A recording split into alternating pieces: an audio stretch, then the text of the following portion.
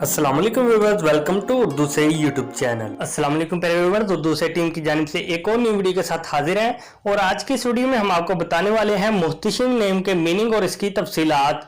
मुहतशिम के इंग्लिश में स्पेलिंग बनते हैं MOHTASHIM।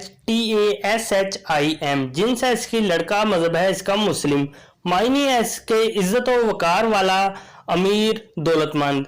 मोहतशिम नाम का शुमार लड़कों के नामों में होता है। मोहतशिम नाम के अफराद के लिए खुशकिस्मत नंबर 5 माना जाता है, जबकि खुशकिस्मत दिनों में बुध और मंगल शामिल है।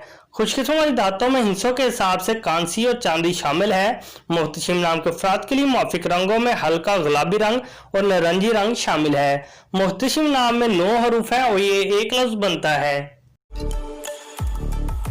अपने नाम का मीनिंग जानने के लिए कमेंट बॉक्स में लिखिए, चैनल को सब्सक्राइब कीजिए, वीडियो को लाइक और शेयर कीजिए। Thanks for watching.